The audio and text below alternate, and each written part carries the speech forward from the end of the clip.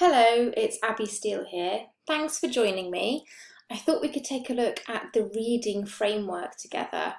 I know that absolutely you're perfectly capable of looking at it alone, but if you're anything like me, I've already read it about 3 or 4 times through now actually, and I wanted to come back to it and read it again and just pause and think about it a little bit more because it's been really controversial and I'm quite surprised at how annoyed people seem to be about it, certainly on social media. So I thought what I'd do is I'd break down the reading framework into its 6 sections and provide a read through with a little bit of commentary. Not much commentary, just a read through to take our time, think about what it's saying. It's great that people out there are creating summaries of it because it is quite a long document at 115 pages. But I worry that people will read the summaries and not actually spend time reading the document itself, and so that could contribute to some of the misunderstandings. So some people on social media are saying that they find the tone particularly patronising, and some people out there are annoyed because they think that there's a lot missing from this framework, that the DfE had an opportunity to talk about more elements of literacy, and they've really focused in on reading, and in particular they're focused in on kind of the technical aspects and phonics and comprehension with quite a basic interpretation. So people are annoyed that there could have been more put in to do with writing or creativity, composition, and they feel that it's oversimplified. Now I'm a big fan of things being simplified, so I quite like that bit. Not a fan of being patronised, but I understand that actually the document's been written for all kinds of audiences. And actually I distinctly remember that when I became a teacher, when I first became a teacher, I felt completely thrown in at the deep end. And actually as a brand new teacher, I would have really welcomed something like this to just give me a steer of how, what I needed to do. So I am not offended by this document, as some people are, and I think that actually how great that it's stimulating the conversation, so we can use it as a platform to talk positively about what else is needed, what is missing, and let's have conversations about that and high profile those things. Okay, so I'm going to have a bit of a read through. Now, interestingly, I do actually find it quite challenging to read aloud non-fiction. I think fiction is far easier because you can find the author's voice quite quickly. You can kind of imagine what was in their head when they were writing it, but with non-fiction that's harder to do. And I do wonder a little bit if this is what's contributed to kind of the patronising tone that people have picked up on, because it is hard to interpret a non-fiction document when you sort of read it aloud or spend time on it. Anyway, so this is the reading framework, Teaching the Foundations of Literacy. Document came out in July 2021. And section 1 is all about the importance of reading and a conceptual model. Section 1, the importance of reading and a conceptual model. Why reading matters. I realised in a whiplash burst that those children, all mine for 1 year, might never reach their full potential as human beings if they never learned to read. Marianne Wolf's sudden awareness as a new teacher of her responsibilities towards her young class highlights why reading matters. To the individual, it matters emotionally, culturally, and educationally. Because of the economic impacts within society, it matters to everyone. Developing children's spoken language. Becoming a fluent, skilled, and attentive reader starts at the earliest stages, before children encounter a book for the first time, partly driven by the quality of their parents' talk with them that expands their vocabulary. This does not appear to happen only in economically advantaged families. This is based on evidence, including the example of a study of a group of Spanish-speaking families in the United States, which suggests that infants who experienced more child-directed speech became more efficient in processing familiar words in real time and had larger expressive vocabularies. To the researchers' surprise, the difference between the families, who were all disadvantaged in the amount of talk directed to the child, were almost as large as those reported in Hart and Risley's much-quoted 1995 study, in which the families differed markedly in terms of their socio-economic circumstances. Children with wider vocabularies typically came from wealthier families. All talk is useful, especially when directed to the child specifically. For instance, children expand their language and vocabulary when they listen to or join in with story or rhymes in a well-scripted children's television program. But an adult talking about it with them adds benefit. However, talk about books brings particular advantages. First, parents who engage their children in books prepare them to become committed and enthusiastic readers. They can transform their attitudes to reading. Their children learn to focus and share the enjoyment of the story. They learn how stories start and finish and how a plot unravels and is resolved. They learn that books can transport them elsewhere. Without this, as Woolf said, they cannot experience the exquisite joys of immersion in the reading life. Second, book-related talk introduces children to language that they might not hear in ordinary conversation, especially the vocabulary of the book itself. This primes them to understand what they read later, in their leisure reading and across the curriculum. Researchers in the United States who had looked at the impact of parents reading with their children quoted the following figures in a news release about their findings. Here's how many words kids would have heard by the time they were 5 years old. Never read to, 4,662 words. 1 to 2 times per week, 63,570 words. 3 to 5 times per week, 169,520 words. Daily, 296,660 words, and 5 books a day, 1,483,300 words. That's a lot of words. The only effective route to closing this gap is for children to be taught systematically to read as soon as they start school. In this way, they do not have to rely on adults.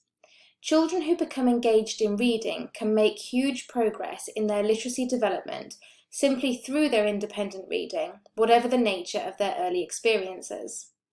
This is not to say, however, that all reading difficulties are caused by lack of conversation or engagement with books.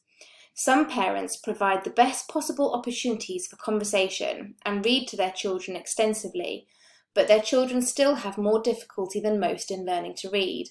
Schools should teach these children early and effectively so that their difficulties do not restrict their full access to the curriculum and so that they also become engaged in reading. I'm really glad they've mentioned that actually, because it frustrates me sometimes, all of this talk about the importance of reading at home and the importance of talk and sharing books at home and sort of being positive role models. Because I see loads and loads of parents who are being brilliant role models. They talk loads with their children, they read loads of books, they provide loads of books, and some children still aren't very interested in engaging, and some children still really struggle with reading. So it's nice to have a bit of an acknowledgement there that it's not as simple as just loads of books and talk in the home and that will create a reader. Interesting as well in that section that they mentioned about children's television programmes. And I suspect that in the future, more might be attributed to that, because I believe that in reality, actually a lot of children's early vocabulary development comes from TV programmes and YouTube, absolutely classic one.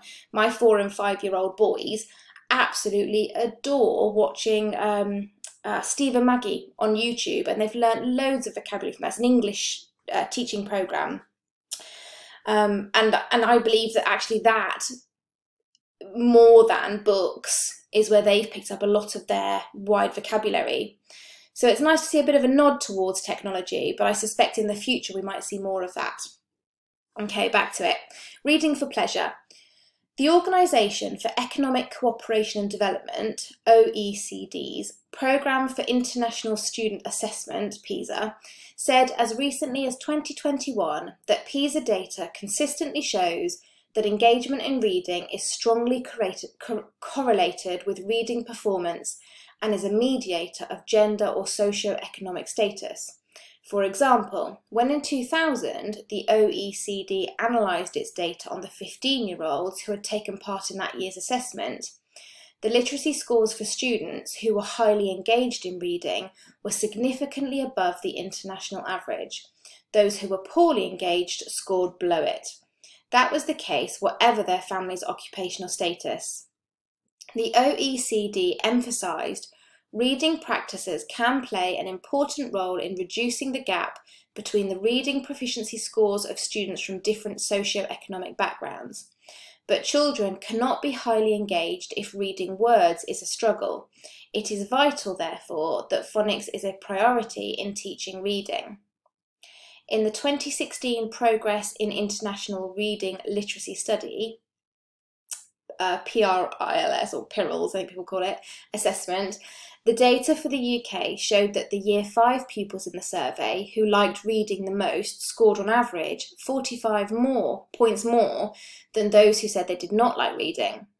Making sure that children become engaged with reading from the beginning is therefore one of the most important ways to make a difference to their life chances, whatever their socio-economic background. For this to happen, however, children need to learn to read as fluently as possible and be motivated to continue reading. Well, I certainly don't think anybody's going to disagree that being able to read absolutely has a massive impact on your life. That is, highly important. Motivation and cognitive differences. The OECD's report described the entangled relationship between cognition and motivation, proficiency and engagement in reading. Teachers cannot improve reading skills without also taking account of, for example, access to interesting and meaningful reading materials. The DFE's internal analysis of the data from PIRLS in 2006 suggests that it was particularly narrative rather than information texts that made the most difference. Although we tend to associate narratives with literature, they are simply stories and can bring subjects to life across the curriculum. Children who are good at reading do more of it. They learn more about all sorts of things, and their expanded vocabulary gained from their reading increases their ease of access to more reading. Conversely, those for whom reading is difficult fall behind, not just in their reading, but in all subjects, and a vicious circle develops. This is why the national curriculum says it is essential by the end of their primary education, all pupils are able to read fluently and with confidence in any subject in their forthcoming secondary education. Moreover, as far back as the 1970s, evidence was emerging suggesting that reading for pleasure had a powerful influence on children's cognitive development, especially in terms of their vocabulary. It therefore seems that it is not just that academically able children read more, but that they have become academically more able through the reading they have done. That's like that phrase, isn't it, that you learn to read so that you can read to learn. It kind of becomes a positive cycle or a sort of self-fulfilling prophecy. Economic and social argument. Teaching children to read as well as possible produces advantages for the individual. Without reading, it is impossible to access written information on paper or online. Those who cannot read are also excluded from most social media. Crucially, being unable to read significantly narrows the range of work and life opportunities a person can access. Reading benefits society too, both economically and socially. Although estimates of the cost of low levels of literacy vary and the methods are often opaque, the costs to the UK are estimated to be very high. In a report published by the EEF in 2019, a foreword by Sir Kevin Collins cites the cost to the UK to be around £20 billion per annum, whilst other estimates are much higher. In social terms, better reading might enhance opportunities for individuals to become more engaged politically, increase their tolerance, and involve them in their communities more effectively. I certainly think that one of the things that I don't think is mentioned here, or sort of not mentioned enough, is that actually for me, the importance in learning to read, yes, it's about being able to function. You have to read to function, sort of to access written information. I don't think people who can't read are excluded from social media. I think that loads of children who aren't strong readers are still very able to access social media. It's almost a different language that they use. But for me, learning to read well and learning to write well is all about that ability to communicate, to really, really have effective communication. And actually for me, learning to read and expanding your vocabulary has a really big impact on your ability to talk, actually to talk and to communicate in writing, to build relationships, which affects every aspect of life. So yeah, you know, we're in agreement that reading is very, very important. So let's see their conclusion. Conclusion: all educators have a fundamental role in ensuring all children learn to read, including head teachers and initial teacher training ITT partnerships. Extensive experience in early literacy indicates that if children are taught well, their backgrounds, ethnicity, level of disadvantage, their disabilities and other variables, such as being a boy or summer born, should rarely prevent their learning to read. Some research supports this. In 2010, for example, Shanahan and Lonergan summarised the findings of the report of the National Early Literacy Panel, which was published in the United States in 2008. That report was an extensive meta-analysis of around 300 studies. It also included meta-analysis of studies on teaching early literacy that had been published in journals. In their summary, Shanahan and Lonergan concluded, "It is possible that what works in early literacy works for all children, no matter their status and background." The following pages describe what needs to happen at the earliest stages of teaching reading so that every child learns to read as well as possible. The simple view of reading. Reading has been described as the product of decoding and comprehension, a model first proposed by Goff and Tumner in 1986, who called it the simple view of reading. It has been fundamental in changing the debate about the teaching of reading over the last 20 years. It is frequently shown as a diagram, and here we are, figure 1 over on page 8, consisting of 2 axes and 4 quadrants, a horizontal axis for word reading, decoding processes, and a vertical axis for language comprehension processes. The National Curriculum Programmes of Study for Reading reflect the model presented as 2 dimensions, word reading and comprehension. Language comprehension. Comprehension does not refer to reading itself, but rather to the way in which we make sense of words, sentences, and the wider language we hear or read. Language develops through interaction with others. Inevitably, by the time they start school, some children understand more and know more words than others, because of the quantity and quality of the interactions they've already had with adults and others. Children who begin school with a poor understanding of language will need considerable support to develop their spoken language. Decoding, word reading. Decoding refers to reading unfamiliar words, words that have not been decoded before, by saying the sounds corresponding to the letters in the words and then blending the sounds together, either aloud or silently. Reading familiar words accurately and silently at a glance, that is, no longer saying the sounds consciously. This document uses the terms decoding and word reading interchangeably, as in Goff and Tumner's original description of the simple view of reading. In contrast to spoken language, written language is a cultural invention. Most children do not develop the ability to read without direct teaching. For children who begin school with a poor understanding of language, being able to decode words is essential for equality because their understanding of language, their vocabulary, and their knowledge of the world will expand rapidly when they can read for themselves. Children need both good language comprehension and good word reading to become good readers. Implications of the model for beginner readers. Word reading and language comprehension require different sorts of teaching. When children start learning to read, the number of words they can decode accurately is too limited to broaden their vocabulary. Their understanding of language should therefore be developed through their listening and speaking, while they are taught to decode through phonics. However, when they can read most words at a glance and decode unfamiliar words easily, they are free to think about the meaning of what they read. They can then begin to develop their understanding of language through their reading. Implications of the model for beginners writing. We might think of writing similarly. Composition might be considered as the reverse of language comprehension. Encoding, spelling, is the reverse of decoding, word reading. Writing might therefore be described as the product of composition and transcription. And I saw the other day somebody was really annoyed about that description. I can't remember why now. I think they basically felt it was oversimplified and that there's far much more to it than that.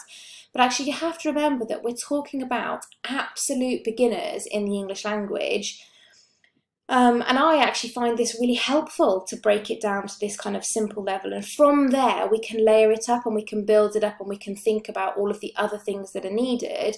But at its absolute basic, you know, it's nuts and bolts. This is what we're talking about for reading and a little bit here for writing. But before children can write independently, they need to be able to say aloud or just to themselves what they want to write.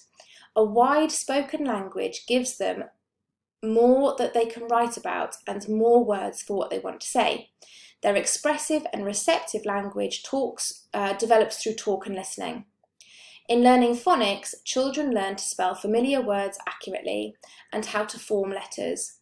When they can do this and can spell any word in a way that is at least phonically plausible, they can begin to write down what they want to say. And then it goes on to mention what's going to come up in the following sections, these models and the following sections.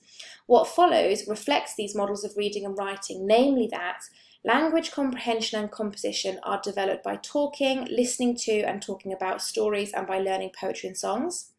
Decoding and encoding can be taught through a systematic synthetic phonics SSP program. So that was the very first section, which I found unoffensive, actually, quite straightforward, quite nice, especially if I was a beginner teacher coming to this, and I kind of feel like it pulls things together. And you have to remember, guys, that the DFE have just really pulled Letters and Sounds 2007, and Letters and Sounds 2007 was quite an important document in its day when it came out. And they made this decision not to replace Letters and Sounds. They knew that that would be the wrong thing for the DFE to do, and they sort of allowed it to be, you know, commercial programs to produce an offering. But they needed to provide something, actually, something to kind of pull together where we're at in the country. So anyway, I hope you enjoyed listening to that first section, gives you food for thought, breaks it down for you and makes you sit down and listen to it really and sit down and read it. And join me, please, in section 2, which I will record next because I'm on a roll now.